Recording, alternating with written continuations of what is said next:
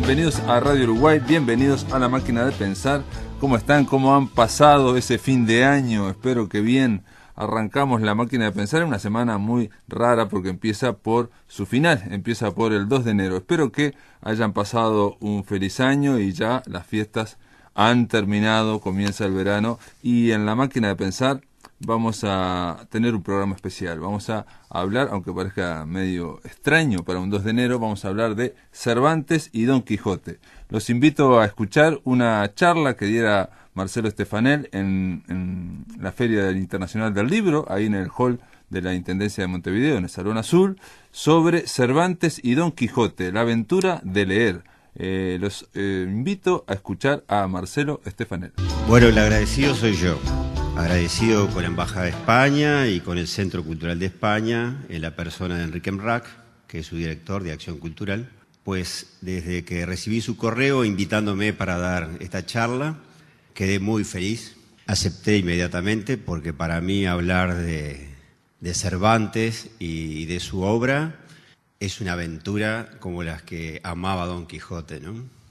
Don Quijote, que dicen que siempre confundía la realidad, sin embargo, en uno de los episodios se cruza con una caravana de comediantes que vienen todos disfrazados, incluso no ha disfrazado del diablo, y sin embargo Don Quijote no ve, que tiene todas las posibilidades de disparar su fantasía, ve actores, ve comediantes. Y cuenta por ahí de pasada que él también tuvo en algún momento ínfulas de ser comediante. Lo otro interesante cuando recibo la invitación de Enrique fue que está enmarcada dentro de los 400 años de las novelas ejemplares, la primera edición de las novelas ejemplares de Cervantes, cosa que le da un sustento interesante a este momento. Y por si fuera poco, dentro de la Feria Internacional del Libro de Montevideo. Quiere decir que en definitiva estamos entre lectores. Y estar entre lectores para mí es estar entre hermanos, porque la lectura, desde que aparece la imprenta y se populariza y las sociedades se van haciendo alfabetas, se da una integración y un intercambio como nunca antes. Y lo curioso es que Cervantes, cuando nace, en 1547, el libro era el fenómeno, el libro impreso era el fenómeno cultural de la época. Y lo otro curioso es que siempre, cada generación tiene sus temores, ve amenazas. En la época de Cervantes la amenaza era el libro. Como hoy la amenaza, todos tenemos miedos porque nos pasamos todo el día con un monitor, que puede ser el de un teléfono inteligente, una tableta electrónica o un computador, la pantalla de un computador.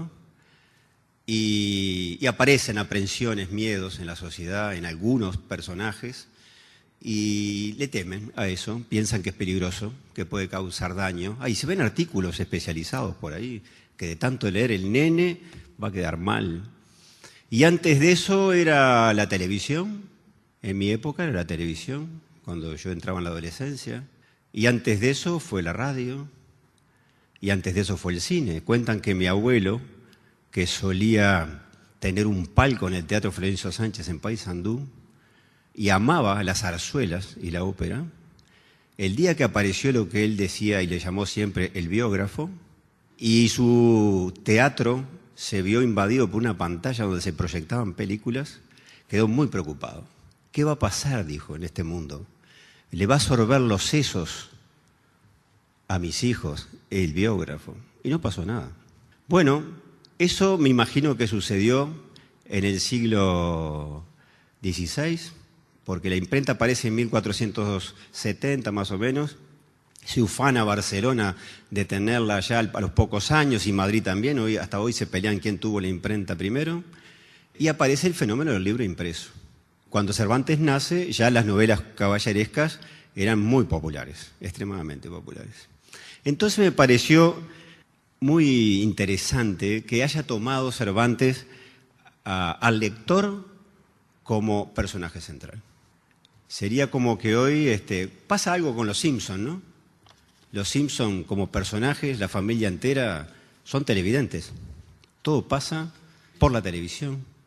Pero yo cuando recibo por primera vez, digamos, la novela con el interés de leerla, fue un momento muy peculiar de mi vida. Tenía 24 años, era el año 1975. Uruguay ya vivía una dictadura que resultaba terrible. Se llamó en esa época el año de la orientalidad a las autoridades, buscando la esencia de un ser oriental, nacional y oriental. Y en ese momento nuestra biblioteca en la cárcel de Libertad era francamente envidiable para cualquiera que ame los libros. Había muchísimos libros. Teóricamente iba a ser una cárcel modelo y no dejaron entrar cualquier tipo de libro. Eso duró más o menos del 72 hasta el golpe de Estado. Después empezó la censura dentro de la biblioteca. Entonces, como teníamos un límite terrible, un corsé para leer, que era más de 4 libros no podíamos tener en la celda. Entonces había que ingeniársela para tener mucha lectura. Y una de las maneras era elegir obras completas, ¿no? Aquellas maravillosas ediciones de Aguilar, papel cebolla, obras completas de Molière, obras completas de Shakespeare. Las obras completas de Cervantes no estaban, vinieron mucho después. O si no había obras completas, novelas voluminosas. Bueno, una de las novelas voluminosas era, porque tiene la friolera de 127 o 128 capítulos, era Las aventuras del ingenioso Hidalgo. Así llegan a mis manos Las aventuras del ingenioso Hidalgo, acá tengo un ejemplar de esa época, número en el catálogo de la biblioteca 1720. La verdad que no, para mi sorpresa, porque realmente me sorprendí, empecé a leerlo y no pude dejar de leerlo. Yo reconozco que en las condiciones que estaba quizás ayudaron a que sucediera eso, ¿no? Pero una de las cosas que me fascinó y la he contado centenares de veces es ya en el prólogo que arranca diciendo desocupado lector. Y francamente creí que lo había escrito para mí, porque alguien más desocupado que un preso en esas condiciones, solo en una celda de 3x2, es difícil de imaginar. Pero eso no es lo de menos, eso no es lo único, digamos. Lo que enseguida me impactó es que dice así, muchos de ustedes lo sabrán. Sin juramento me podrás creer que quisiera que este libro, como hijo del entendimiento, fuera el más hermoso, el más gallardo y más discreto que pudiera imaginarse. Pero no he podido yo contravenir al orden de naturaleza, o el orden de la naturaleza, que en ella cada cosa engendra su semejante. Y así, ¿qué podía engendrar el estéril mal cultivado ingenio mío, sino la historia de un hijo seco, avellanado, antojadizo y lleno de pensamientos varios y nunca imaginados que otro alguno? Bien como quien se engendró en una cárcel donde toda incomodidad tiene su asiento y donde todo triste ruido hace su habitación. Bueno, yo pido disculpas porque personifico y voy a seguir personificando la lectura del Quijote. Porque había una cosa insólita. A 370 años de distancia de la primera edición de Quijote, me entero que un preso había imaginado ese libro que yo tenía en mis manos. Y ese personaje, nada menos que Don Quijote de la Mancha, ya popularizado, aunque nadie sepa mucho, sabemos la anécdota de los molinos, capaz del León, y alguna cosa más. Y que tiene una enamorada y una dama que se llama Dulcinea, y un caballo que se llama Rocinante. Pero yo estaba preso, y un señor me había escrito un libro para mí, otro que estuvo preso. Bárbaro. Además de eso, que realmente me subyugó otra cosa, que viene en el siguiente párrafo del prólogo, no entré en la historia todavía. Y dice así: no quiero irme con la corriente del uso ni suplicarte casi con lágrimas en los ojos, como otros hacen, lector carísimo, otra vez lector, que perdones o disimule las faltas que en este mi hijo vieres, pues ni eres su pariente ni su amigo, y tienes tu alma en tu cuerpo y tu libre albedrío como el más pintado. Y estás en tu casa, donde eres señor de ella, como el rey en sus alcabalas. Y sabes lo que comúnmente se dice, que debajo de mi manto al rey mato. Todo lo cual te exenta y hace libre de todo respeto y obligación, y así puedes decir de la historia todo aquello que te pareciere, sin temor de que te calumnien por el mal, ni te premien por el bien que dijeres de ella. Dicho de otra forma, desde 1605, desde la Contrarreforma y desde el absolutismo más extremo de la época, Cervantes no solo reivindica el libre albedrío, sino que nos pide que lo ejerzamos. Y eso significaba para un lector preso un hálito de vida, un rincón de libertad que nadie me podría quitar. Y una especie de aventura también, tan inaudita entonces como las que encontraría después, a partir del capítulo 1. Si es verdad que el hombre es hijo de su tiempo y de sus circunstancias, también las lecturas lo son. Al menos en mi caso, en aquel siniestro otoño del 75, abordar la obra de Cervantes fue como un abrir de puertas y ventanas donde pudo entrar una luz deslumbrante en cada capítulo, en cada situación. A tal punto que al terminar la novela quería haber hecho un descubrimiento muy original, pero no me animaba ni siquiera a enunciarlo. Entonces, mientras digería ese descubrimiento, opté por darme un tiempo para leerlo después por segunda vez. Y mientras leí la primera lectura y la segunda, me dio por leer los libros de la biblioteca de don Alonso Quijano el Bueno, que le dio un día por abandonar su rutina de hidalgo, pauperizado, y salir de aventuras. Entonces pedí los pocos libros que había en biblioteca, que también estuvieron en la biblioteca, según Cervantes, de Alonso Quijano el Bueno.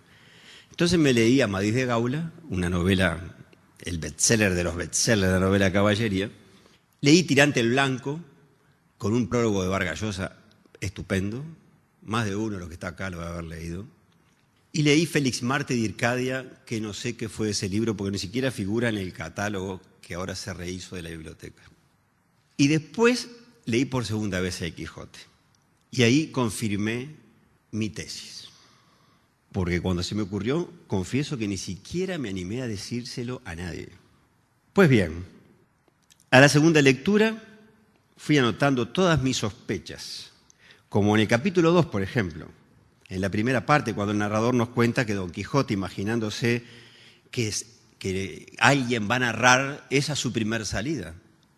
Y el mismo narrador pone en boca de Quijote cómo va a narrar el narrador que le toque en suerte.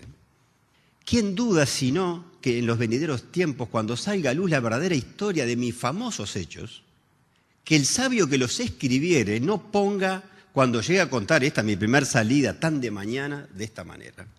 Y ahí tenemos la versión del Quijote, cómo la va a escribir su cronista. Bueno, de un barroco extremo, porque si usted lee las novelas anteriores a Quijote, esto es una parodia a eso, ¿no? Fíjense lo que dice.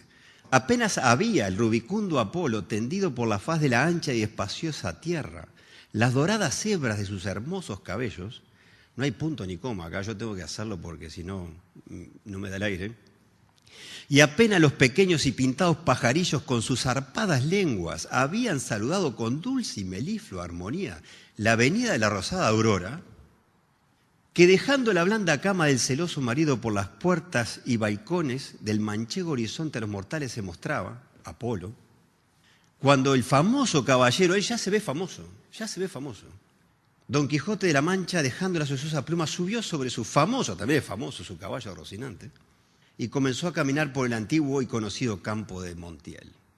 Y el narrador pone, y es verdad, iba por el campo de Montiel. Y en un lapsus después de extrema inmodestia agrega Don Quijote: dichosa edad y dichoso siglo, aquel donde saldrán a luz las famosas hazañas mías, dignas de entallarse en bronce, esculpirse en mármoles y pintarse en tablas para memoria del futuro. Oh tú, atención, oh tú, sabio encantador, porque para él escritor, es narrador, encantador, es lo mismo y sabio, quien quiera que seas, a quien ha de tocar ser el coronista, porque se escribía coronista en la época, no cronista, de esta peregrina historia, ruégote que no te olvides de mi buen Rocinante, compañero eterno mío de todos mis caminos y carreras. Era el primer camino que estaba haciendo y ya se imaginaba todo lo que venía después. Entonces, para mí, la conclusión era evidente, ya en el primer capítulo. El personaje estaba persuadido que sus hazañas merecían ser recogidas por un cronista, punto 1.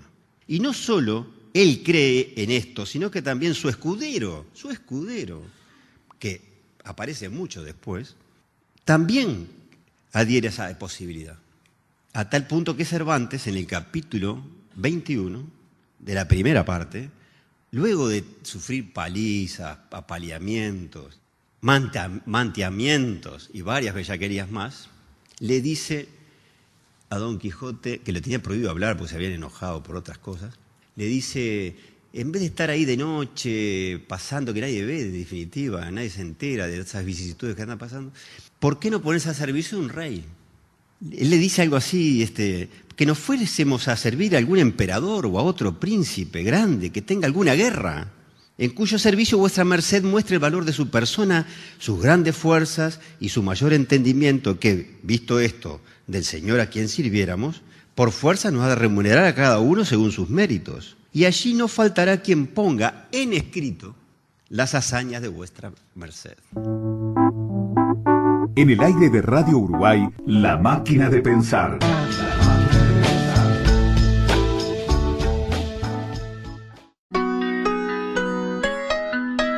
Para comunicarte con La Máquina, envía un SMS al 099-780066 o un correo electrónico a lamaquinadepensar@adinet.com.uy. Si querés volver a escuchar charlas, entrevistas o columnas, ingresa a piensamáquina.blogspot.com y bienvenido al corazón de las palabras.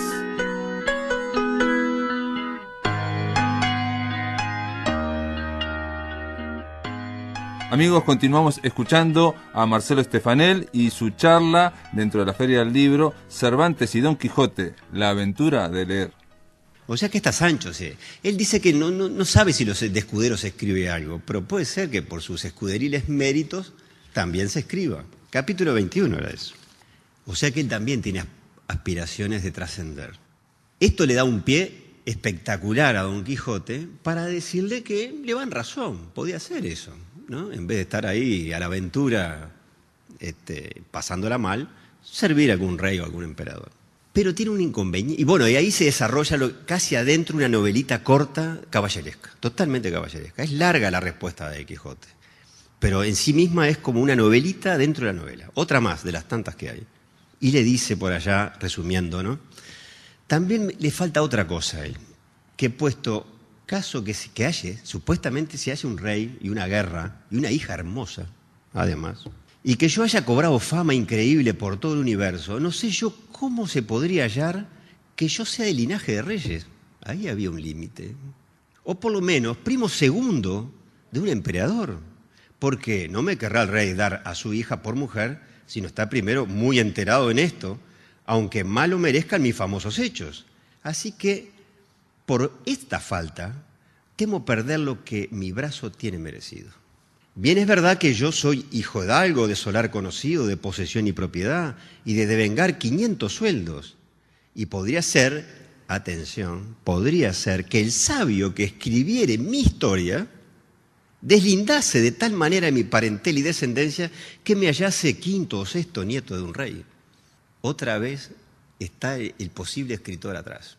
La confirmación de todo lo anterior, y para mí la coherencia genial de Cervantes, aparece en el segundo tomo. O sea, antes de entrar al segundo tomo, ya a esa altura en mi segunda lectura dije, el tipo, todo eso que me contaron en el liceo, de que se volvió loco de tanto leer y ahí se creyó lo que leía era cierto y salió a hacer caballería, ese era el objetivo, ser caballero andante, trascender, no. Ese era el medio para llegar a otro fin. Y su fin es ser estampa en libro. Ser personaje literario, diríamos, en la jerga actual. Él dice ser estampa en libro. Y la confirmación está en el segundo tomo. Enseguida que empieza el segundo tomo. La confirmación y la coherencia del autor es perfecta. Fíjense, Don Quijote se entera por Sancho de que ya existe el primer tomo. O sea, 1605 primer tomo, 1615 segunda parte de Quijote. La segunda parte de Quijote, 10 años más tarde, empieza con que su personaje central se entera que existe la primera. Viene Sancho todo nervioso y le dice, ya anda en libro la historia de vuestra merced con el nombre el ingenioso Don Quijote de la Mancha y dicen que me mientan a mí en ella, con el mismo nombre Sancho Panza, y a la señora Dulcinea del Toboso con otras cosas que pasamos nosotros a solas, cosas terribles, entre ellos se hizo encima, en la aventura de los Guatanes, se cagó encima Sancho, que me hice cruces, dice, de espanto. ¿Cómo pudo saber el historiador que las escribió? Don Quijote lo tranquiliza. Los narradores, en su concepto, son sabios y magos, y en consecuencia no se les escapa nada. Luego acepta gustoso que Sancho vaya a buscar a la fuente de esa información, que es el bachiller Sansón Carrasco, para que le cuente en directo que él leyó el libro, qué es lo que dicen. Pues bien, al comienzo del capítulo siguiente queda en evidencia el orgullo que siente nuestro héroe en andar su figura hecha libro. Cervantes pone en la voz del bachiller Sansón Carrasco detalles que aún hoy causan asombro. Tengo para mí, dice Sansón, que al día de hoy están impresos más de 12.000 libros de tal historia. Y si no, dígalo Portugal, Barcelona y Valencia. Es verdad, los datos que da Sansón Carrasco son ciertos, donde se han impreso. Y aún hay fama de que se está imprimiendo en Amberes. En Amberes se imprimió en 1609. Acá en Montevideo hay un ejemplar de ese Quijote, en la Universidad de Montevideo, de la colección de Salambrí. Y a mí se me trasluce que no ha de haber nación ni lengua donde no se traduzca, dice Sansón Carrasco, en 1616. Una profecía. Y Don Quijote le responde, muy contento, una de las cosas, dice Don Quijote, que más debe dar contento a un hombre virtuoso y eminente es verse, viviendo, andar con buen nombre por las lenguas de la gente, impreso y con estampa. En mi opinión, esta conciencia expresa por parte de un personaje literario de ser tal es lo que marca un hito en la historia novelística. Él imprime ese carácter indiscutiblemente moderno que tiene la obra. El astuto de Cervantes dosificará a lo largo de todo el segundo tomo este juego de espejos y lo llevará a niveles creativos difícil de igualar. Gradualmente nos irá mostrando personajes que no lo reconocen, como el caballero del Verde Gabán. Pero Don Quijote ve que el otro está asombrado de ver a alguien vestido con armadura y armas de 4 siglos atrás, y cuando lo ve muy perplejo al caballero del Verde Gabán, le dice quién es. Después, más tarde, se encuentra con gente que lo reconoce porque leyó la primera parte, como es el caso de la duquesa. Después se encuentra, y hay otros casos más que se encuentran por reconocerlo. Después, fíjense en qué cosa más, acá hay, después se encuentra, le dice al caballero de Verde Gabán, cuando lo ve tan asombrado, le dice, salí de mi patria, empeñé mi hacienda, dejé mi regalo y entreguéme en los brazos de la fortuna, que me llevasen donde más fuese servida. Quise resucitar la ya muerta andante caballería y ha muchos días que, tropezando aquí, cayendo allá, desempeñándome acá y levantándome acullá, he cumplido gran parte de mi deseo socorriendo viudas, amparando doncellas y favoreciendo casadas, huérfanos y pupilos. Propio y natural oficio de caballeros andantes. Y así, y aquí viene el dato esencial, por mis valorosas y muchas y cristianas hazañas, he merecido andar ya en estampa en casi todas las naciones del mundo. 30.000 volúmenes se han impreso de mi historia y lleva camino de imprimirse 30.000 veces de millares si el cielo no lo remedia. Aún hoy sigue siendo el libro más editado de la historia de la impresión de libros. Más adelante, en el capítulo 30 del tomo 2, cuando Don Quijote distingue sobre el verde prado una gallarda señora, le dice a Sancho que vaya a ver si necesita algo. Él es un caballero. Y ahí aparece la duquesa, que le dice a Sancho, decidme, hermano escudero, vuestro señor, y eso que lo ve de lejos, ¿no es uno de quien anda impresa una historia que se llama Ingenioso Hidalgo Don Quijote de la Mancha, que tiene por señora de su alma una tal Dulcinea del Toboso? Y Sancho le contesta también, recopado, le dice, él mismo es, señora, y aquel escudero suyo que anda o debe de andar en la tal historia, a quien llaman Sancho Panza, soy yo.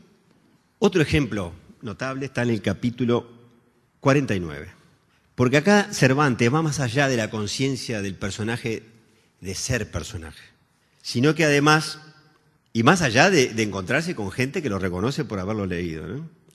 Sino que además aquí va a encontrarse con una cosa insólita que le pasó al mismísimo Cervantes y lo lleva a la literatura. Y es que un año antes de publicar la segunda parte del Quijote aparece el Quijote falso de un tal Alonso Fernández de Avellaneda en 1614. Cosa que le vino a romper todo el plan de obra que tenía a Cervantes para su segunda parte verdadera. Entonces, Cervantes desarrolla lo que yo llamé en Don Quijote de la Cancha la venganza literaria, que entre los poetas es muy común verlo, ¿no?, en la historia, incluso en la historia antigua, pero entre los novelistas yo nunca lo había visto, salvo en Cervantes la primera vez. Y es que hace que Don Quijote se encuentre, está en una venta y siente por allá, que a través del tabique, la pieza al lado, que siente este diálogo. Por vida de vuestra merced, señor don Jerónimo, le dice uno a otro, que en tanto que traen la cena, leamos otro capítulo de la segunda parte de Don Quijote de la Mancha. ¿De qué segunda parte hablan? Si uno está leyendo la segunda parte. Por supuesto, Don Quijote paró la oreja. Pero uno como lector se queda intrigado enseguida. Porque si uno está leyendo la segunda parte, no puede ser que un personaje se entere de una segunda parte. Que se entere de la primera está bien, pero que se entere de una segunda, estando en la segunda, es muy raro, ¿no? Entonces, Don Quijote se puso de pie y con oído alerto, qué curioso, ¿no? No alerta, ¿no? Alerto. Escuchó que de él trataban. Yo que un tal Jerónimo referido, el referido rey Jerónimo decía, ¿para qué quiere vuesa merced, don Juan, le dice el otro, que leamos estos disparates? Y el que hubiera leído la primera parte de la historia de Don Quijote de la Mancha, otro más que ya la leyó también, no es posible que pueda tener gusto en leer esta segunda. El tal Don Juan repite una vieja muletilla que nosotros siempre encontramos por todos lados, ¿no? Y sobre todo en la novela, ¿no?, de Cervantes, que no hay libro tan malo que no tenga alguna cosa buena. Lo dice muchas veces Cervantes en su obra.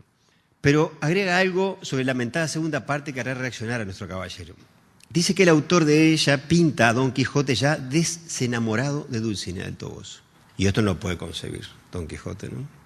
Y es verdad, en el Quijote de Avellaneda se desenamora Don Quijote de Dulcinea.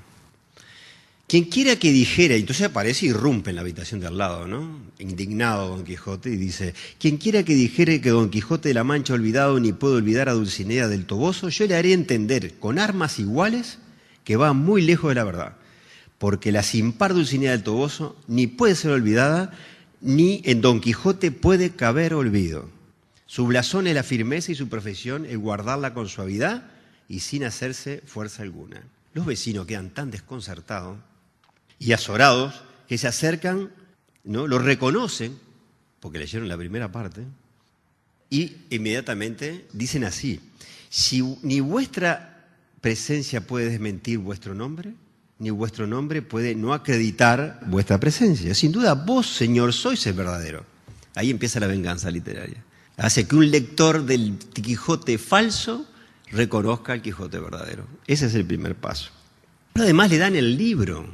Don Quijote, el personaje verdadero, tiene en la mano un ejemplar del falso. Nunca tiene un ejemplar del verdadero. Y lo repite eso mucho más adelante cuando Don Quijote visita Barcelona, que dicho sea de paso, va para Barcelona, él iba para Zaragoza. Cuando termina la primera parte de Quijote de Cervantes, dice, por unos manuscritos que quedaron ahí, que después anduvo en unas justas en Zaragoza.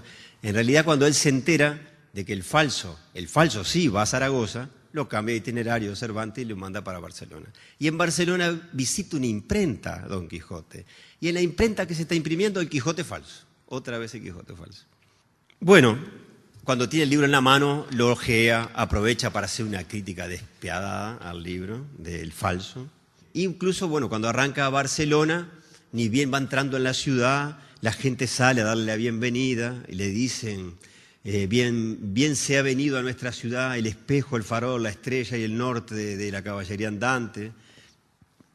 Bien se ha venido, digo, el valeroso Don Quijote de la Mancha, no el falso, no el ficticio, no el apócrifo, que en falsas historias estos días nos ha mostrado, sino el verdadero, el legal y el fiel que nos describió Cide Hamete Benengeli, flor de los historiadores.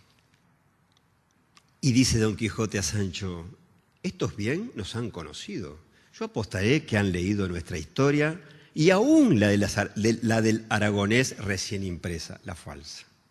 Entonces, para mí, dicho de otra manera, esta venganza literaria le da el otro toque moderno a la novela que la fundó, la realidad la fundó Cervantes, es indiscutible la novela moderna. Y da 2 pasos más en la venganza, que para mí son de esa espiral maravillosa que inventa Don Quijote de Cervantes en su obra para vengarse literariamente.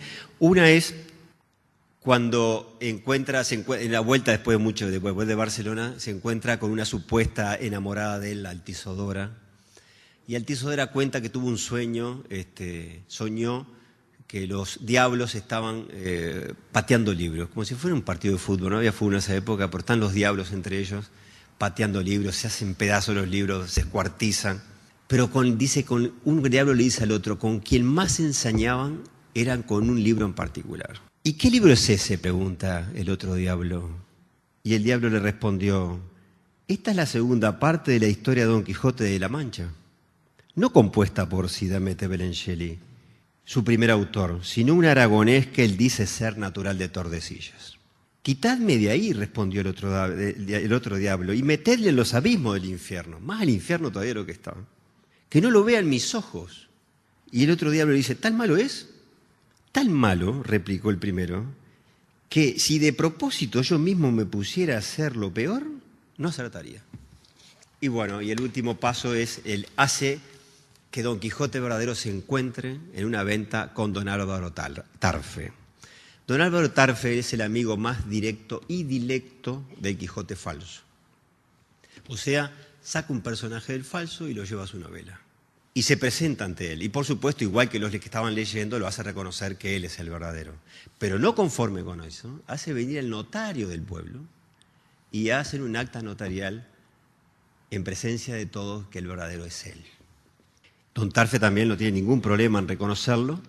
Y bueno, para concluir, para mí en síntesis esta reivindicación, fruto de esa contingencia tan inesperada que fue que le aparezca una segunda parte falsa cuando él estaba escribiendo la suya, complementa el objetivo de la obra para mí, ¿no? El primero fue que su personaje se convirtiera, su personaje central se convirtiera en eso mismo, en personaje literario. Y el otro fue la contingencia del falso, ¿no? Vengarse de ese autor que nunca supo quién es y nosotros tampoco seguimos sin saber quién fue Alonso Fernández de Avellaneda. Antes de finalizar y casi como al margen, me gustaría señalarles el momento del capítulo 1, del tomo 1, cuando por allá nos dice que en un momento Alonso Quijano el Bueno dudó entre terminar la famosa, había una saga en esa época de Jerónimo Fernández, que fueran cuatro tomos, pero prometía seguir, ¿no? De Belianís de Grecia se llamaba el caballero. Entonces, Cervantes dice que Alonso Fernández dudó entre seguir la saga, o ser escritor o resucitar la caballería, ser caballero andante. Por suerte, digo yo, optó por lo segundo.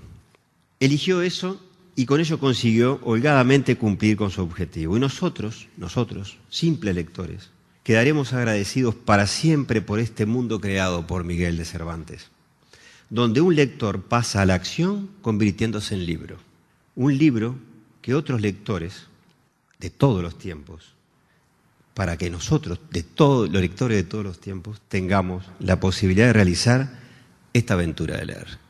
Por eso, Cervantes y Don Quijote y la aventura de leer. Muchas gracias. En el aire de Radio Uruguay, La Máquina de Pensar.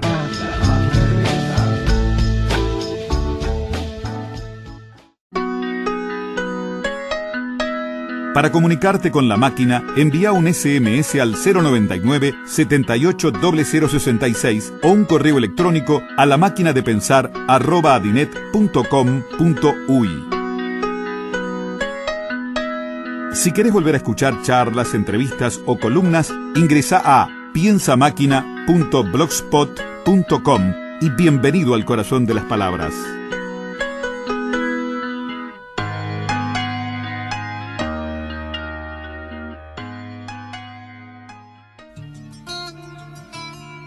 La palabra anguila de tus fuentes me humedeció la boca y lastimó al presente. Hice un camino peligroso con intención de arar en tu camisa, de nombrarte, pero me detuvieron palabras de cuchillo y desde tu miedo el no vino a contarme. La palabra caballo de mis encierros, se disparó de la noche, llegó al desierto.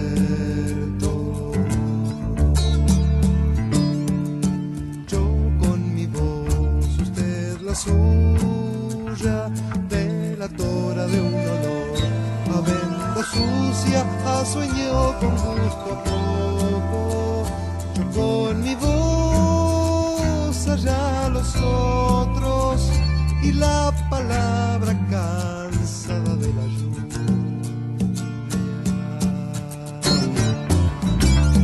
La palabra cachorra de mis lunas, misterio de hombre peleando, mujer desnuda. La palabra anguila de tus fuentes me humedeció la boca y lastimó al presente. La palabra caballo de mis encierros, se disparó de la noche, llegó al desierto. La palabra cachorro de mis lunas, misterio de hombre peleando, mujer desnuda.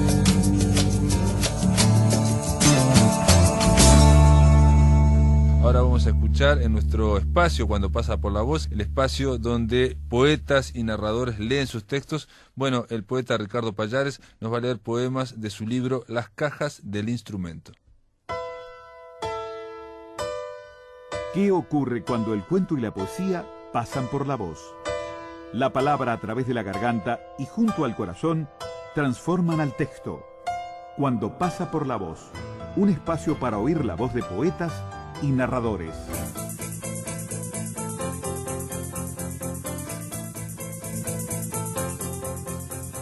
Del libro Amante Geología de 2010. La sabia piedra.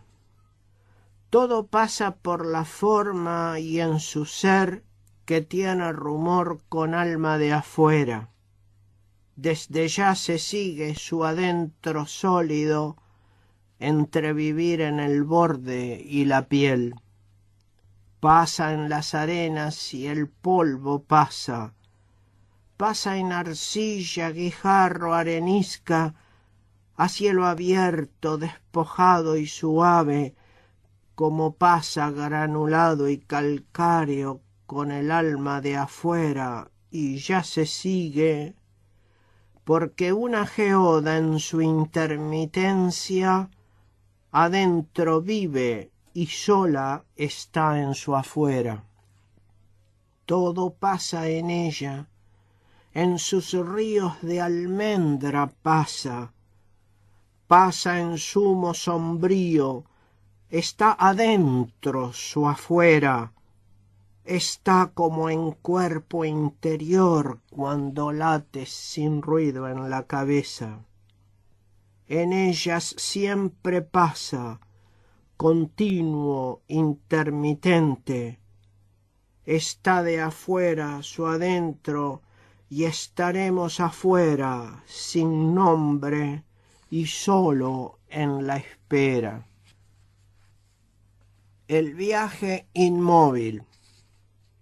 Inmóviles hacen su viaje quieto, temporales, duras, siempre pesadas, colman la voz las terrazas astrales, van con álulas y con sinsabores azules, abren las manos en adiós sin flor, hablan, dicen, también solas escriben, en el tiempo siempre escriben ligeras, encalladas en las minas oscuras, en permanente manifestación, asó la miel de sol y cantería. En los bordes, cantos y abismos esperan formas nuevas, siempre vivas. En el muy adentro su cielo ensueñan, se anidan y sienten que ahora vuelve un ser ciclópeo, puerta gigante, 2 dientes de Cronos, 2 piernas del sol. Inmóviles hacen su viaje quieto, con auras, aristas, caras y amor, con pedernales en la punta fina. Inmóviles hacen su viaje quieto, esperan formas nuevas siempre vivas, no viajan por empastadas cenizas, abren las manos en adiós sin flor, mientras aquí naufragamos obsesos, esperan formas nuevas siempre vivas. Visión. Ya hay 3 árboles secos con racimos de garzas blancas. Helada y quieta está al momento, inmóvil la conciencia en una bruma algodonada. Sufre detrás de la frente la índole del pantano, coloso jazmín de la piel que se quema en esta noche helada. En silencio. Adentro de ellas la sombra sin pie anida al ser insurrecto del mundo, fecundas y evidentes como copas, se atan a la vida y anudan al sol. No quieren más gramática en la voz, ni los silencios de un vientre de fruta. Adentro de ellas la sombra sin pie anida al ser insurrecto del mundo, fecundas y evidentes como copas, no quieren más gramática en la voz, ni amarguras latiendo en borrador. Del libro Las cajas del instrumento, 2013, Rumbo incierto. Esta sola caja que es tan segura de metal y con la cara redonda, casi brújula para una tormenta, guarda la voz del desquiciado y sabe de muchas creencias sobre el abismo. Sin brújula para el mar de tormenta, el fiero abismo tiene su sapiencia. Luz en pleno aire donde proliferan el dolor que viene con 2 leyendas, una sagrada pulpa de verano, un incendio consistente e ignorado, un nuevo abismo en otra altura, un agua primordial que el aire bebe, donde ya comienzan las diferencias. Palabra a palabra late y se cree Pandora con algunas sierpes juntas, con esmeraldas de camaleón y aire, como agua principal y llama incierta. Así fue, un poco antes de que se abriera, luego de un navegar despavorido, que una materia sola y la energía ya tenían tensión en el vacío. Tu blusa blanca. El encierro del pecho a todo lo ancho no es sólo negarte a un alto soñar, porque además de todo cuanto dices, en los atajos de tu blusa fina viven las rosas tensas y las quejas. Nada libera la caja del pecho como viento, labios, peces y amor, porque además de todo cuanto escribes, cantan tensas las rosas y las rejas. Aunque sean atajo en una blusa, avalanchas de quejas y sonrisas, son dos asuntos del suave soñar. No tiene nombre. Qué efímero el simple palabreo. Dice estar en cajón, guarda o escondite, se acomoda en un mueble poco a poco. Otra cosa es la angustia de domingo que viene carnosa y es verdadera. Enciende, arde, transmuta, quema y vuela como imagen radiante y celadora que alimenta la hechura en el tejido con el calor que es siempre lo primero. Palabrea la poesía efímera. Otro es el duro decir del oficio que también va y acrece con estandarte, sabe estar en cajón, guarda o escondite, solo habita un lugar poco a poco.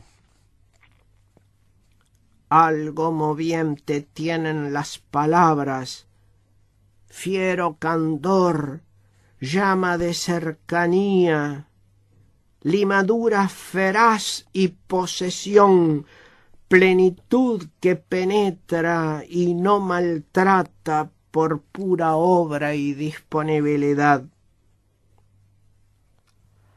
Al escritorio, por su doble fondo, el oficiante le abre los cerrojos, compadece y se guarda el escondite.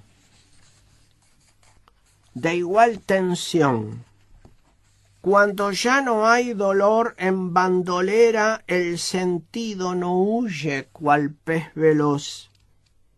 Los poemas, que son senos de leche, tienen la cuerda que funda su sangre.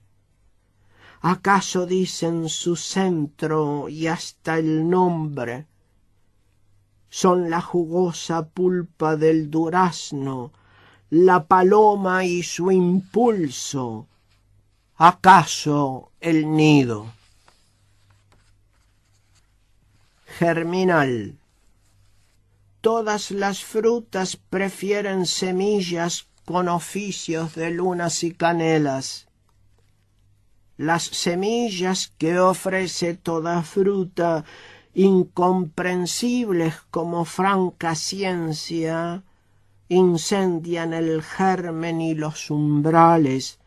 Adentro llevan aparente tela que la vida creciente siempre espera. Oficios y poesía. Toda performance del habla hallada o cantos parricidas de la aldea son mensajes sobre las hondas cuevas. Resbalan hacia adelante, van, caen, porque no hay sentido si todo vale.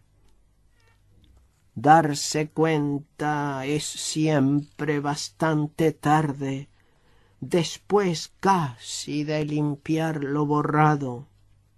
Solo hay poesía si siente y sigue, si en alta letra algo hay que se incinera.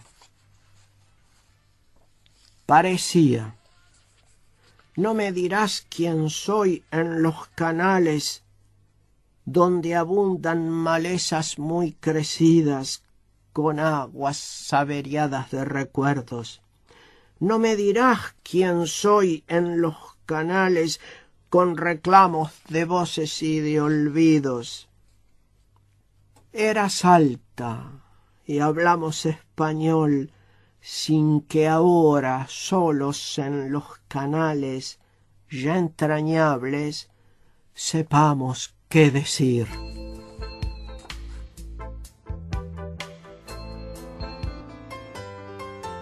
Espero que les haya gustado el programa de hoy, este programa especial, jueves 2 de enero. Espero que hayan pasado el feliz año y el lunes vamos a continuar aquí en La Máquina de Pensar a partir de las 20 horas por Radio Uruguay. Que lo pasen muy bien.